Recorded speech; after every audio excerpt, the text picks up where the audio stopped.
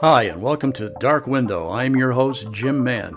Here on this program, I will be talking with many of the leading investigators, researchers, and authors on the topics of UFOs, UAPs, alien abductions, extraterrestrials, and a host of many other fascinating and related topics.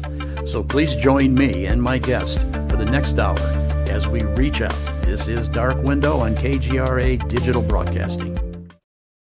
Hello, everyone. I'm Jim Mann. Welcome to Dark Window. My guest tonight is Thom Reed.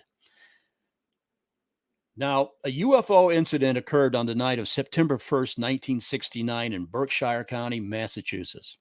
It was Labor Day, and more than 250 people reported witnessing the UFO. The incident has been deemed a significantly historic and true event by the Great Barrington Historical Society and Massachusetts historians. My guest tonight, Thom Reed, is one of 4 Reed family members involved in a historic UFO case beginning in the early 1960s, leading up to 1969, when Thom, his younger brother, his mother, and grandmother were all taken aboard by what was described as a huge, brilliant, floating light the size of a small strip mall over the entire county countryside of Sheffield, Massachusetts. This experience has had life-altering consequences not only for the Reed family, but for the entire town of Sheffield, Massachusetts, and consequently the entire nation.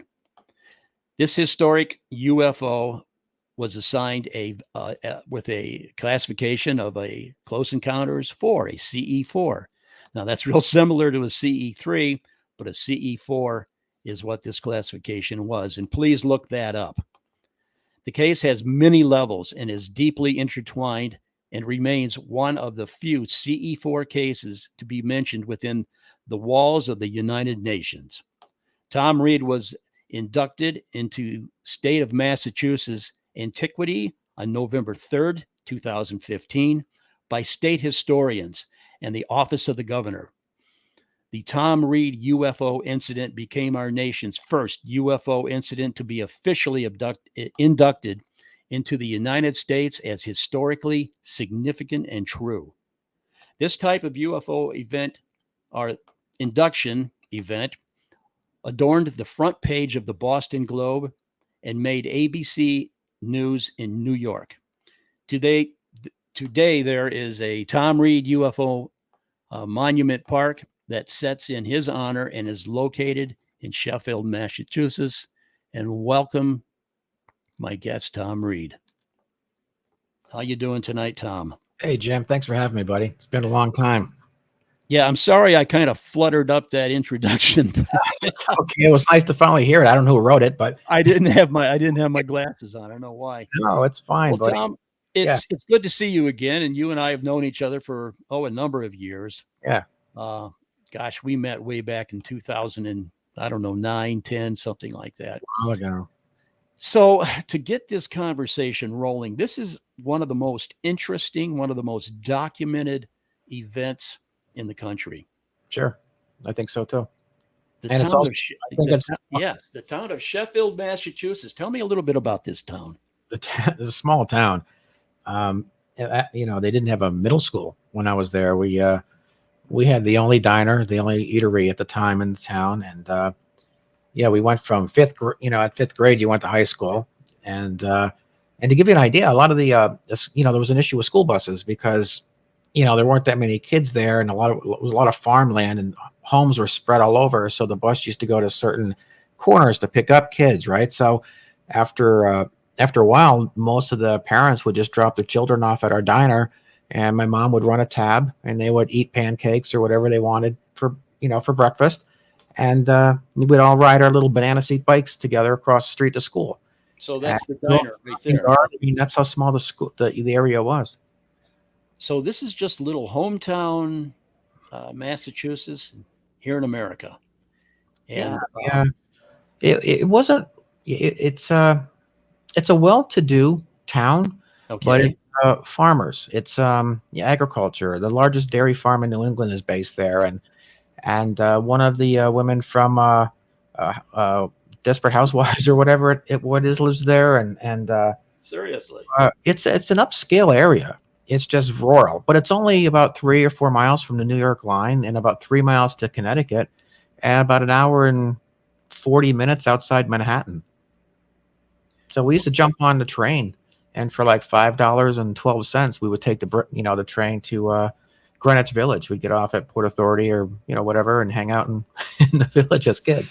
So a UFO event must have really rocked the boat there in Sheffield.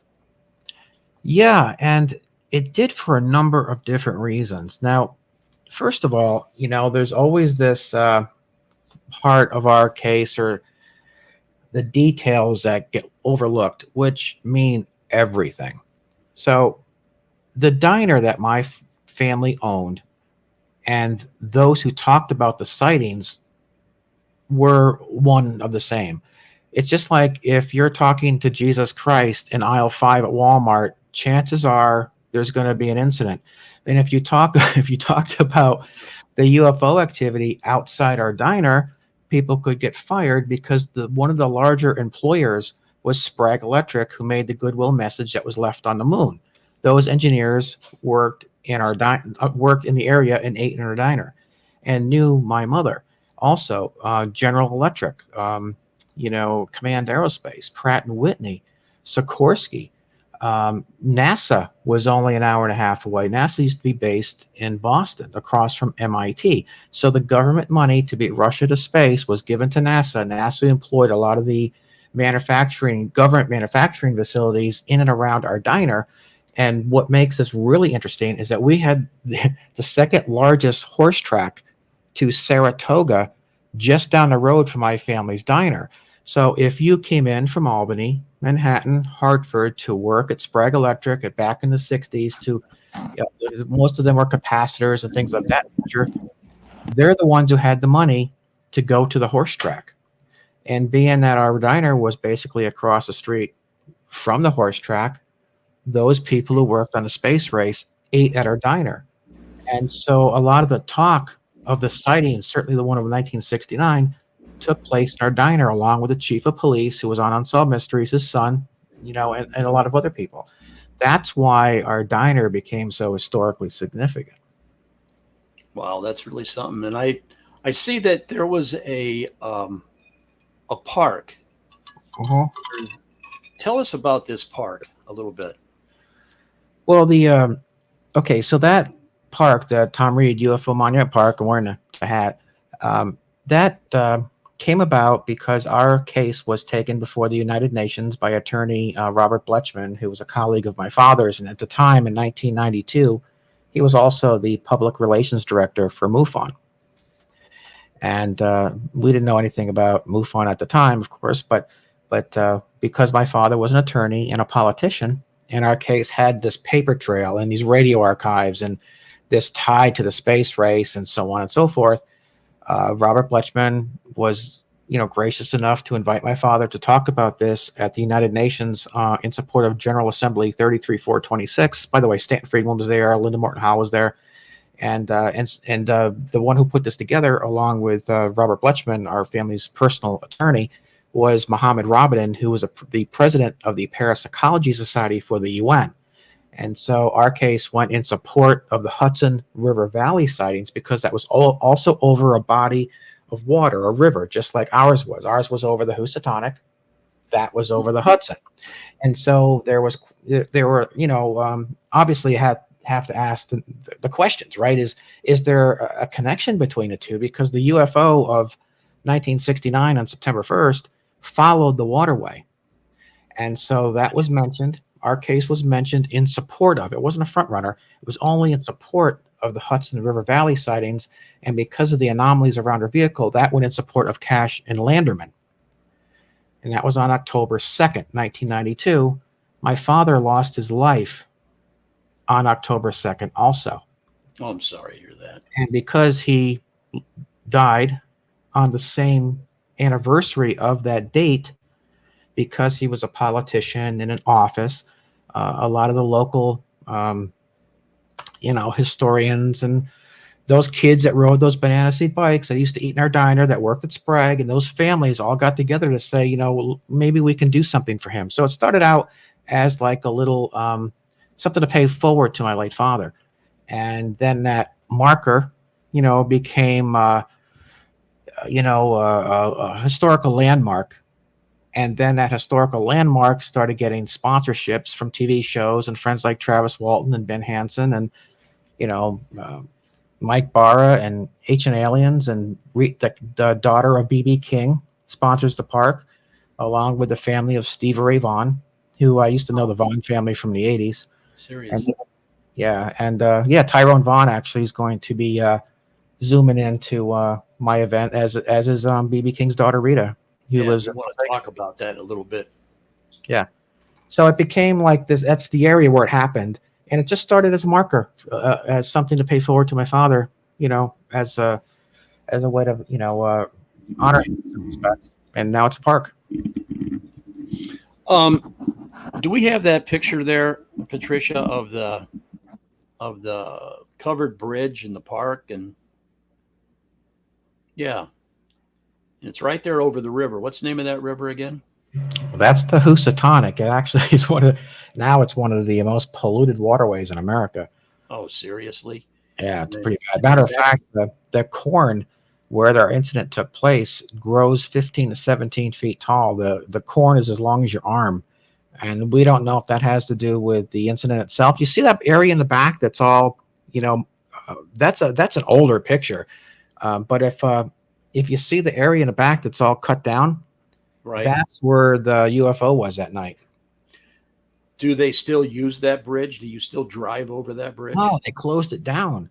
See, that's where the whole incident, the whole issue involving the monument, if you will. When the town put it there, Thom Reed put it there. I didn't put it there. I live 1,000 miles away, right? I didn't have anything to do with put it there.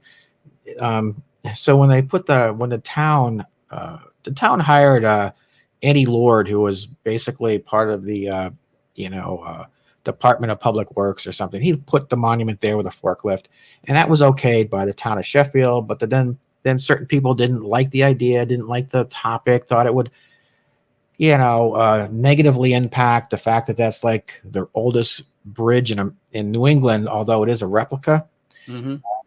and that it sat in a way that it was too close to the rite of passage. Right, it infringed was the word they used on the rite of passage, and so the town took it away. And when they took the marker or the monument, if you will, which was basically that it was originally that marker was to pay tribute to my late father, which now had the governor's seal on it. When they took it, we had just filmed with Ancient Aliens, and so leaving, Prometheus or the film crew and so on. Said, well, that's unfortunate they did that. Here's a check. Let's help you get a marker back. And so they actually paid for the new marker, which is like a circle.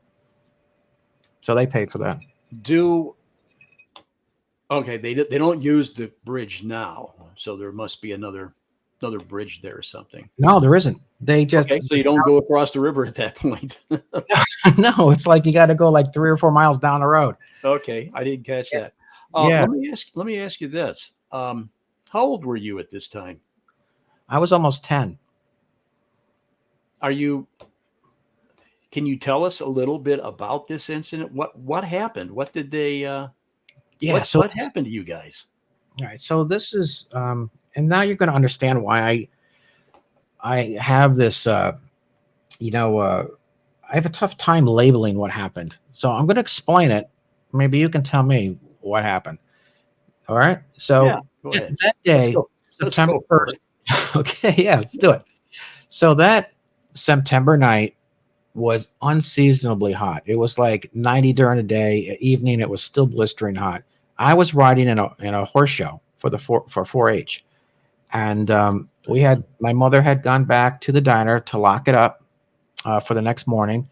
And because it was a holiday, she had the cook keep it open later, for business. And so we got back to the diner. She put the chairs back up, locked it all up, made the night deposit box drop, and we headed over the bridge, which was a shortcut. And because it was running a little bit late for our bedtime, she took the shortcut. Otherwise, you had to go all the way down the highway, turn around, come back, backtrack, just go over the bridge. Now, that road, even today, is a one-lane road, dirt road. You're only going like, potholes, everything else. It's not any better. Yeah. It used to be for horse and buggy and emergency vehicles. That's all it was for. So we were taking the, a lot of people didn't even know it was there. You know what I mean? Unless you lived in town, you didn't even know it was there.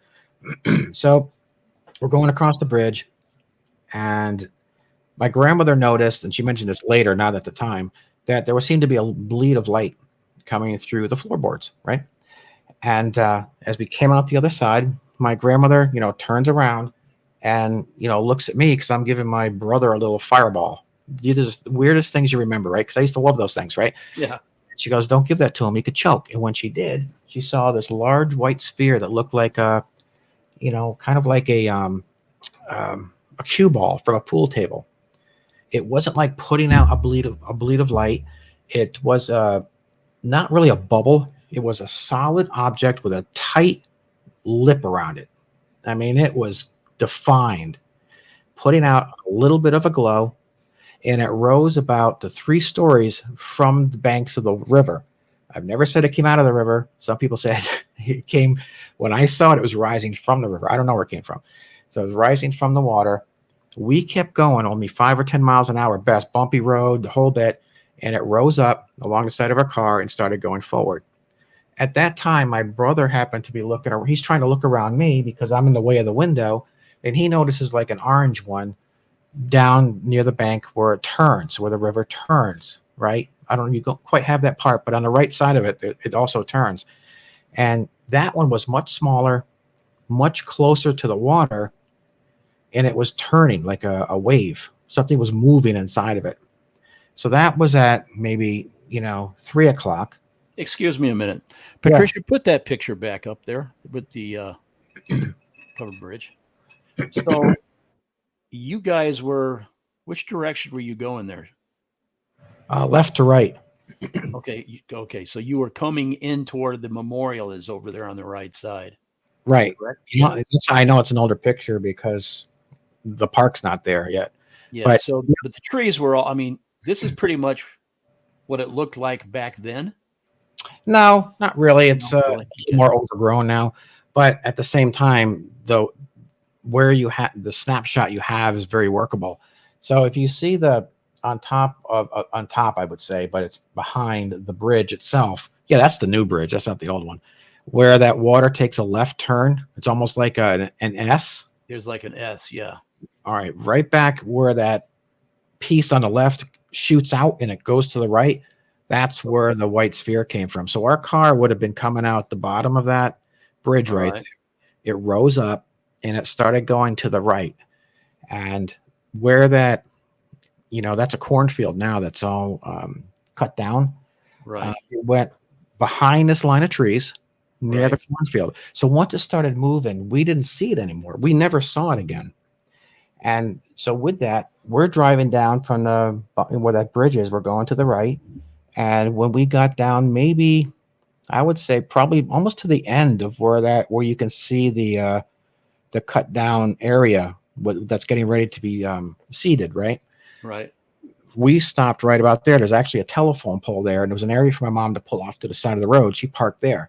Now the lights were on, the car was running, my mother was driving, my grandmother was in the passenger seat, my brother was to the back side of me in the back, and I was on the left behind my mother who was driving. So we were looking out the window now that we had pulled over, because at one point my mother's like, well, maybe we can see this white sphere again. Now, keep in mind, a lot of people say, why did you act that way? Well, this was not the first time we had seen something in the area. There was a very active area. Matter of fact, I've got the original article from 1967 that was run in the paper involving, the sphere, the round sphere. Right. I don't know if you saw that or not, but it was rerun in the papers. They found the old archive and reran it. So with that, we're parked now. We had seen the orange sphere here, the white sphere here. So we had split them. And then when we stopped, we were looking for the white sphere. A weird feeling had come over us. My mother says it was like a tight She mentioned that on Unsolved Mysteries. It was like a tightly feeling. I just remember feeling like I went deep into a swimming pool. You know, like your head almost pops, but Okay. everything's quiet. And then there was this tapping sound, like a ting, ting, ting, ting, ting, which as a child reminded me of stones hitting underneath the fender wall of our back right tire. It was ting, ting, ting, ting, ting. And yet everything seemed, I used to go swimming a lot as a kid. And that's the way it felt to me. Like, you know, like you dive into a pool, it's like boom, right? You Right. know, Yeah. Just it's everything kind of goes muffled. but those little tapping sounds echo terribly. That's what it was like for me. And so at the same time, we're looking out at in the area thinking we're going to see this white sphere, and we never saw it again. But what we did see was this disc that looked like a turtle shell. The side of it had lines on it like a snake skin or a tire. And it, you know, I said it gave off a light, not like a bleed a light, but like the shell itself emitted a light, but only on the front side of it. It wasn't on both sides. I don't remember it being on the back side. I remember like an orange or reddish or amber glow to the top right part of it, which made out, which you could make out the shell. Maybe it bled a little bit, but you could Okay. see. And my mom's looking at it. My grandmother's all looking at it. We're like fixated on the friggin' thing. Then all of a sudden there was this boom, like a flash of light. Everything had gone quiet there for a while. Then boom, the light went out. Everything erupted. Everything came back to normal. You could hear frogs, katydids, crickets. So it was like someone just flipped the switch off on life itself and flipped it back on. I mean, that's what it was like. It was like boom, quiet, the tapping sound. We're seeing something. We feel like we're alert, but were we? I don't know what was happening. Maybe there's communication between the three because we were in the middle of these three objects. I don't know. Maybe our neurons were messed up from what was happening. There was government everywhere. People saw government coming out of the woods in jeeps and radios on their hips. The magnesium that was mined for the atom bomb was mined 3 miles from our diner. There was a spill. There was a nuclear waste spill. Uh, Really? yeah, back in the day in Canaan, where the mine is, back in the 40s and 50s, there was government there as well. So we were surrounded by government. You know, How far out of town, Thom? Are you guys out of town? Are you uh, well, we're a mile. you're a mile out of town? Yeah, yeah. So if this event Actually, I wouldn't happened, say a mile out of town. I would say a half mile out of half town. mile out of town, because now a lot of people from the town saw this light, not just you Well, guys. there was over 250 people, witnesses. It went out on WSBS radio. Um, there were a judge, Kevin Titus. He was a kid back in the day. Saw the Mhm. cattle mutilations, which nobody talks about. Oh, really? No, see That was that that I was didn't know cut, that. that was cut out of Unsolved Mysteries, as was Kevin Titus. I was going to Judge ask you about Titus. unsolved mysteries. Yes. Matter of fact, Kevin Titus, if you look at those documents, the judge, he's the one who sealed the government the documents for the state because he knew it. He was there. So back to what happened that night, right? So Yes. this is where it gets difficult because, and why I say there was a human element involved. It obviously was off world, but there was also something more going on here because what I remember and where I was much bigger than the craft we saw. That's why I say we weren't on a craft. When I came to, I was in a room that was huge. It was like an airplane hangar, and I remember sliding off whatever it was I was sitting on. I don't remember getting up or lying. I just remember sliding off something. I was grabbed really hard on my left arm. It hurt. I was taken out a door that at the end across the way from this thing. But like I said, it was a good walk to get to that door. There were where the wall met the ceiling. There were lights, like almost like a fluorescent tube, like a light, a space, a light, a space, a light, all along the wall. I don't know if fiber optics, a tube of light. I have no idea. It was very, very young, but I remember a light, a space, a light, a space. Taken out the door, and I was taken to the right down this hallway with very tall walls, all white, very narrow, tall, narrow. Went to the end. There was no cool curvature to anything. It went left or right. Was taken to the left and then brought into this room off to the right that had a glassed-in wall that almost like a coffee can of glass, right? A big bowed inward, it bowed like that. there was an opening or a doorway to the not a door, but an opening to the left and an opening to the right Mhm. that went somewhere at the time. I went through one of them later, but at the time I did this or I was sitting there, I had no idea where it was, what it brought me to. I was sitting again on a different table that had a pole in it like this. The table would later rise, and an aperture would come down over me, cover me, and then a second one came down, and these holes all aligned, and these packets were put on my body that looked like large raisins, black, about the size of a mouse. Really? Yeah. That's weird. Well, the whole thing's weird, but But before that took place, I saw something very odd. I don't know if it was alive, it was robotic. It looked like an ant type figure.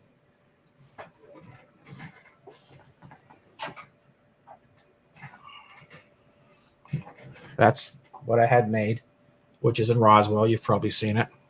I've seen that, yes, before. Um, That it- is what you encountered? yeah, I saw that. I saw it too, right to my left. It just kind of looked at me for a moment. It didn't look like it was. I still to this day don't know if it was even a living thing, but As a 10-year-old boy, Tom, that must have scared there- the living daylights out no, of you. this is the other thing. I was going in from like being sharp, at least I think I was sharp, to Yeah. feel placid and obedient, and then sharp again and scared. I went back and forth, back and forth. At one point, I ran. However I was feeling, whatever was coming over me, came and went pretty quickly. And I ran out this door, and there was a huge area, larger than like a empty Walmart, and it was round. And there were three hallways in it. There was a hallway to the right that was about as wide as a single lane road. The one in front of me to the right was also the same, about as wide as a single lane road. And the one to the left was like 2 to 3 times as big. And so it looked like a Y configuration with a wider, fatter part going to my left over an area that was round and empty and white with gray markings on the floor. So I used to look back at that and think, well, maybe, this was to allow the flow of traffic. A lot of people coming in from one way could go around each other. And Right, yeah. the only thing that made sense, I heard my mother, I think it was my mom, I don't know for sure. I was just going to ask you if you had any cognition, if you knew where your brother, your mother, your where they were at, or did you Right. have any awareness of that, or where everybody else was? I did hear names being called. I did hear, I don't really remember everything. I just remember hearing voices. I think it was my mom calling out for me. But at the same time, Melanie Kirchdorfer, who was in Unsolved Mysteries, Berkshire's UFO episode with me, Okay. she used to come into our diner as a kid and get grilled cheese sandwiches with onion.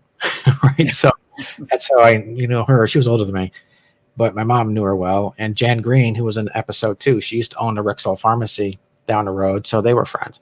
And as is Eddie, who said, oh, that was my father, whatever, who was the chief of police, who went looking for the UFO. That's something that was very unfair. When they showed the police officer going through the book and saying, oh, I don't see the, you know that wasn't even the same town? Seriously. No, the town that it happened in was when they spoke to Eddie Galata and said, my father and I went out looking for it. His father was the chief of police. That's the son of the chief of police. But then they brought in an officer from a town where it didn't happen. The Sheffield incident that officer never worked in Sheffield. That officer they had in Unsolved Mysteries never worked a day in Sheffield as an officer anyway. No. So where they were just using the officer as a character or a prop or something. Well, he was an officer in a different town, but yeah, but the still. Sheffield incident didn't happen in Great Barrington.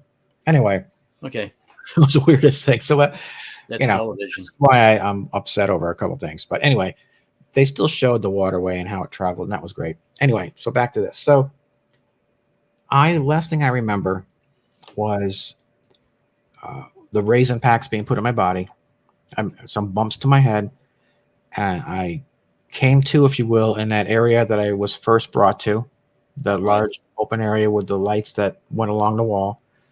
And then I came to in the car, but after it had already been driven back to our diner. So at this point, when my grandmother came to, she was now in a driver's seat. So my mother and grandmother were reversed. The ignition was off. Well, that Now, was nice of them. whoever. So we don't know if somebody walking down the path of the road turned it off because there was no one in the car and it was just running. When we were last sitting in it, the lights were on, the car was running, and my mother was in the driver's seat. And when we came to, my grandmother and mom reversed. Grandmother was in the driver's seat. Yeah, doesn't that appear to be, human error? Right. And does an alien know how to turn off the ignition in a Chevy station wagon? Well, what is your theory on that, Tom? Well, we for a fact we all know, and so does the Historical Society and a lot of other people that were living there back in the time, that there was government everywhere. They were coming out of the woods. There were obviously everyone knows it. That's why it was one of the reasons they were able to induct it, because they went in that direction. Now, what we saw was off-world. So the governor was like, I can't deny that something happened here. 250 people saw it. Tom passed his polygraph. It went out on the radio. Judges and historians and everybody else in the area was part of it. I mean, a lot of people saw it. It wasn't just that one day, but that particular day was a holiday. So people were out having barbecues with those that they didn't normally associate with. Yeah, it's Labor Day. Yeah. And this was not the first time. If you look at my site, you'll see that we've got an article from 1967 where this happened too. But it was completely different. It wasn't like this at all. It wasn't so barbaric. It wasn't so harsh, And that's the one that really caused the problems in the community, because we were the only ones involved in that one. The 69 one was the one that put the bow around it. That's the one everybody saw. And they go, oh, my God, I'm so sorry. The Reeds were right. Tom, I guess the question is when you all regained your senses and you realized where you were at, you're back in the car. Grandma's in the driver's seat. Mom's in the passenger seat. The two boys are still in the back. When you all came, kind of gathered your thoughts together again, what did you do at that point? Just drive home? No. So my grandmother, who didn't really drive much back in the 60s, a lot of women didn't drive.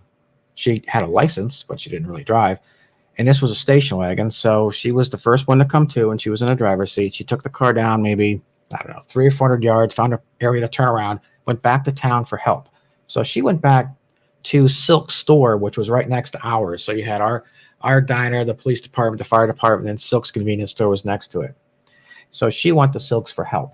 When she got out of the car, I woke up. I say woke up or came to, however you want to word it. Mm-hmm. I saw her over the steering wheel, walking in front of me, right in front of the car, because it was dark. The headlights were on, but I saw, and Silk's had lights out front. So I saw her get out.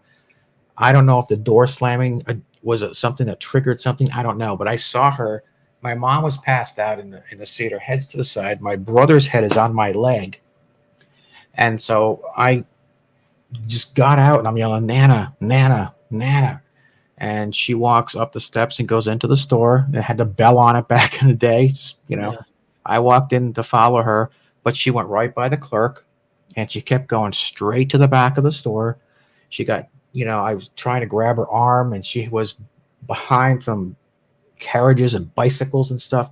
And I'm grabbing her arm and, I don't know why I was trying to pull her through the thing, but that was a moment that bothers me to this day, because we were so out of it. We didn't really know what to make of what was happening. We weren't thinking clearly. And then the owner of Silk's comes over to ask if she's okay, but she never asked him for help at that point. If she did, the paramedics would have shown up, the police would have shown up.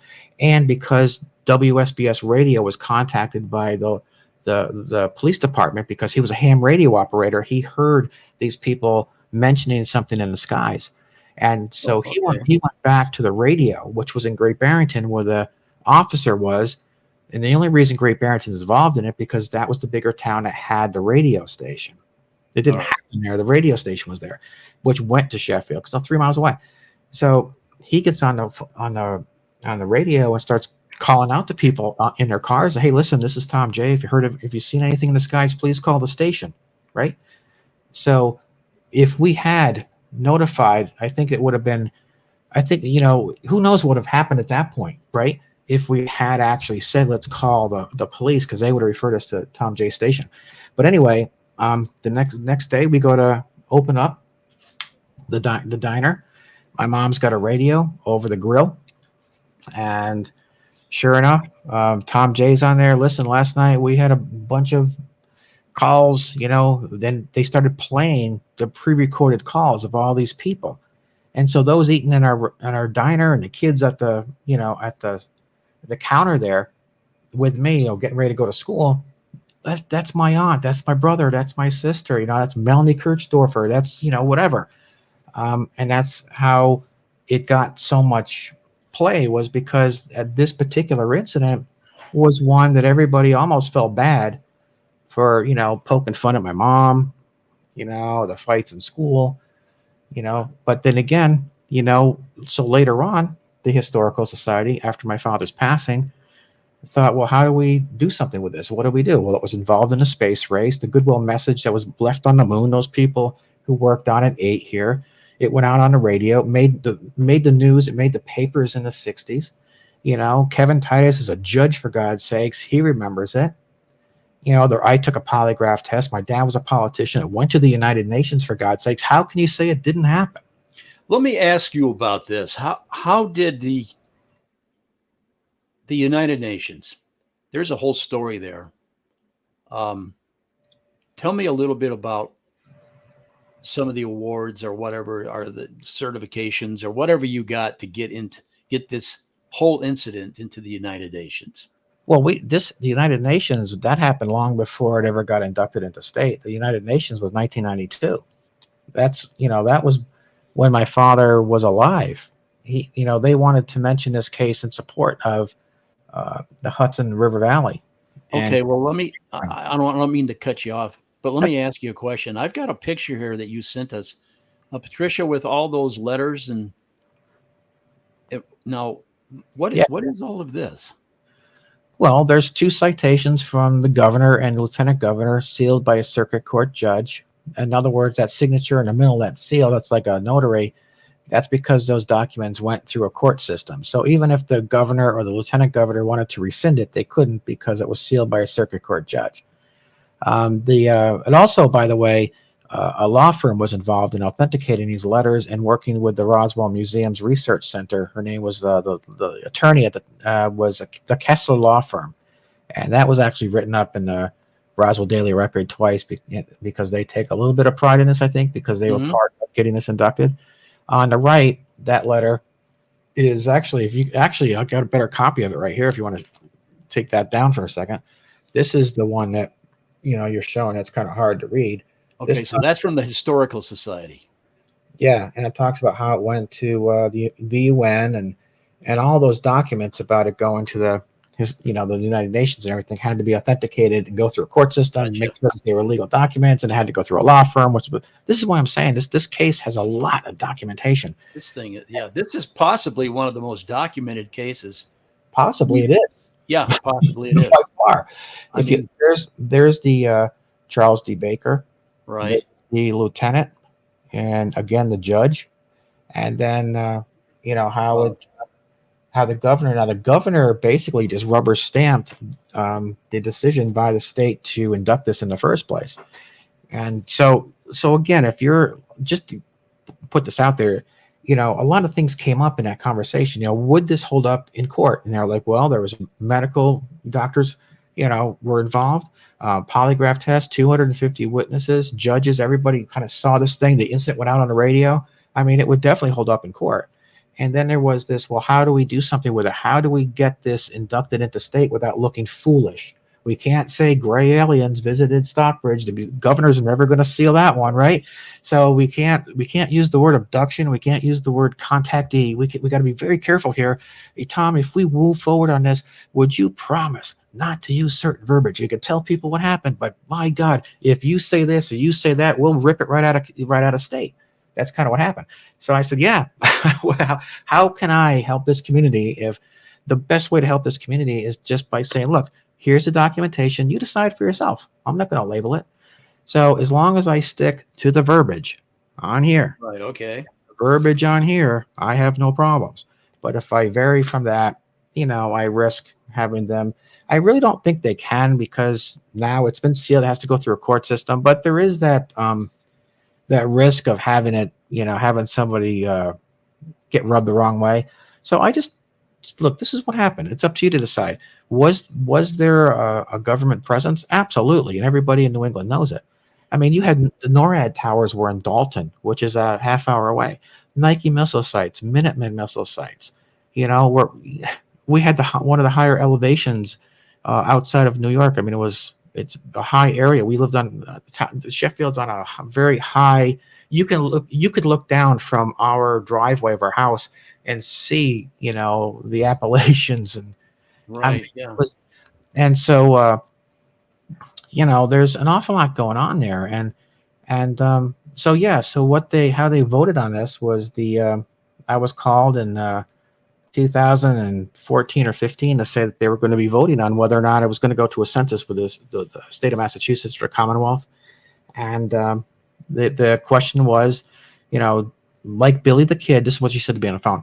Just like Billy the Kid, if you alter the railroad, you change history, right? Absolutely. If Billy the Kid only altered 10 feet of track, it wouldn't have mattered. But he altered the entire railroad. Did the Well, Tom, one second. Did the Reed's incident alter the natural progression of the community? If it did, it was historically true. Well, it absolutely did, didn't it? That's Okay, we're down to about 8 minutes here, but you are working on a book. Yeah. And that book is this whole incident. Am I right? Yeah, it's going to be from how my grandmother was the governess for Franklin Delano Roosevelt's grandchildren, and what encouraged my father to get into politics, and how he got up before the United Nations, and how it was part of the space race, and pretty much everything we discussed. And when do you think this book is going to hit the general public? Well, it should have been done by now.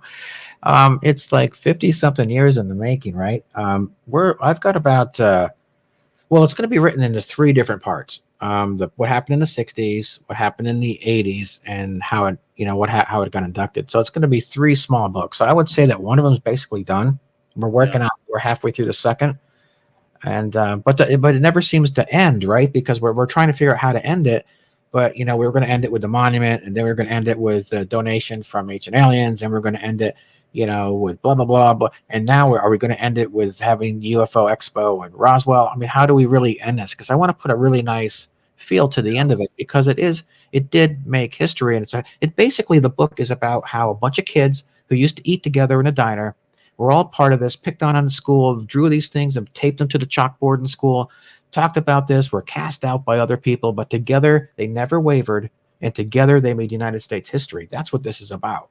Yeah, this incident, for all my listeners, this incident is huge. Most of the folks that are listening to this on KGRA are going to already know you, Tom, or know about you. Sure. For those who do not, this is one of the biggest incidents in the country. So moving on a little bit, and we're, this is always the quickest hour of the week. You've been on a lot of television shows, and the reason is because of this. There they are. Paranormal Declassified, 1969, 2021. Unsolved Mysteries, 2020. Ancient Aliens, 2018. Bad Boys 2. You're going to have to tell me about that one, Tom. Oh, no, I worked on Bad Boys 2. I was a talent agent for years, and I worked on Inner Shoe with Cameron Diaz, Too Fast, Too Furious. I worked on the Serena Williams tennis commercial. I had the 5-year packaging campaign for Love's Diapers, Reebok, Nike, Polo, you name it. I mean, I was a manager for I worked on several different, I worked for Paul Mitchell, shampoo. But that was more like a side business for me. I was basically in the technical field. I went to AI prints and that kind of thing, and it was, had a different career for the most part. So my hobby became my my job for a while. But you And also have your own business. You still have something going on down in Miami? no, not anymore. No, now I used to hold our Ocean Drive runway shows, and so people would say to me after my father lost his life on that same date, why don't you use your contacts and influence to see if you can bring some attention to your late father? That's how this whole thing started. That was really driven by my brother, because my brother wants to do something with this, but he doesn't. He's got a career to think about, and he's also worried about the continued mockery and things affecting his job. I don't think it matters so much now, but in the past he did. That's why I kind of ran with it. I took the torch and ran. But he did do once. He did do a Mhm. show with Discovery Channel. And has spoken up, as has my mother. By the way, my mother was on Unsolved Mysteries. I never thought she would do it, but she's at an age now where she's very religious. But she was like, oh, I don't know how my, my friends at church are going to feel about it, but she finally did it, and I'm glad she did. Is I think there, after all these years, Tom, is there any mockery? I mean, do you regret anything about coming forward and coming out about this? no, I don't. I never have. I, Okay, good. Of I've, course, times have changed. yeah. Well, I also had a near-death experience back in 2005. I was hit by a tractor trailer truck, and while I was passing Seriously. a light. I'll have You to have you back. We can talk about that because I love that topic. Yeah, yeah. We're It's just down to a few minutes. Let's oh, talk about Roswell and the just to UFO finish Expo. that. Okay, just to finish that though. Ever since that Yeah, accident, I don't. My whole opinion of the little things. I don't care what people think. You know what I mean? I'm just glad to be here, and I am who I am, kind of I thing. hear you. Right. That's perfect too, Hmm. by the way. Okay. So Uh, yeah, UFO Expo. Yeah. yeah, So let's talk a little bit about UFO Expo. I got a call from the city of Roswell that they wanted to kind of rekindle Main Street Roswell. The shops downtown and things that have kind of not. It's had the festival hasn't quite been what it was. Because of all the it's been moved to up the road a little bit and so on and so forth. So like Roswell is deserving of more than one festival a year. Let's see Right. if we can't do something different. Add some flavor to it, I expand think on that's a good it. idea. Yeah, do something different. And so I moved it. I moved my event to Roswell, and I've teamed up with Main Street Roswell, the Roswell Daily Record, and Galacticon. you know, so there's like three or four of us that have kind of like joined forces to bring some life back into the community because let's face it, every year 4th of July, it's a lot of the same speakers, it's a lot of the same thing. So we're bringing in a film fest, a little bit of cosplay. We're bringing in tracks instead of speakers that are going to stand behind a podium. We're going to be sitting side by side in chairs and having drinks together and just passing the mic around and asking attendees, letting them ask questions to those people on stage, and then of course zooming people in and showing clips from TV shows and things. And that happened and that didn't happen, that kind of thing. So It's like having a be a big little more. round table discussion or something. It's going to be more. It's going to be more lighthearted. Hmm. It's going to be more of a mixer. We have music. I just booked another band today, so we have someone who's going to play outside. We're going to be taking movies, a film fest type of thing, a small film fest, and we're going to be showing them on. I think it's an old milk truck. So we're going to be this milk truck is going to be in the parking lot, and the convention center is going to show the film on the side of the truck where we're having drinks. So basically, we'll be like having drinks under this overhang with food and nachos or whatever, and watching movies on the sides of antique vehicles in the parking lot. And how many different speakers are you having down there this year? Oh my God, probably all in all, I'm going to say probably 20. I think some are virtual, some are in person. I think we've got maybe 10 or so in person, and then maybe 10 or 15 that are virtual. So those virtual speakers are part of those tracks. So Daryl Sims is hosting the abduction track with Kim Carlsberg. Okay. Then we're having other people that are going to be zooming in to that track. So Kim Carlsberg and Daryl will be sitting on the stage, and Matt Moniz, I think, is going to have the mic, and he's going to go around and speak to the audience, and they're going to be talking back and forth. And then when they key on something, they're going to show a clip, and they're going to talk about that, and then they're going to Oop, I zoom. think we lost Tom for a minute. They're going to you're all fuzzy all of a sudden. Yeah, something's going on here. We keep locking up and going in and out, but All right. But anyway, it's gonna be multifaceted. We're gonna have multiple people talking about the same thing over a few minutes time, and then zoom in someone else and show something else. So it's gonna be moving quickly, but it's gonna be completely interactive. And we're trying something totally different. Yeah. We have a clip. We have a trailer or something for this. Yeah. Sort of an ad. Let's run that. Okay. Ever seen UFO Expo 2023, March 10th through the 12th at the Roswell Convention Center. 3 days packed with 40 different events, including 10 different film screens, producers, celebrity personalities, and renowned speakers, and all just a few blocks from the UFO Museum and Research Center. The 3-day pass includes VIP parties, mixer tents, speakers, live music, film festival, cosplay events, and more. Get tickets and more info at ufoxpo.com.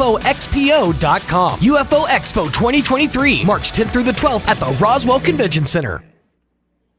Well, there you go. Well, that's there's the time. There's the place. Yeah. I know we're going to be there personally, so we'll see you down there. And Bill from KGRA. Bill here at KGR. M. Dust of UFO Man, by the way, my co-host on my show. We need to get you on UFO Man. So that'll be kind of cool. We do. It'll be kind of cool. So maybe we'll interview you while you're there. I'd be more than happy to, Tom. Okay. So we're out of time. Yeah. Tom, I want to thank you so much for coming on, and let's get together again. Let's have you back. Okay.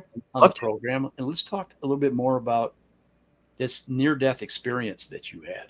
Are you willing to talk about that on the show? Yeah, sure.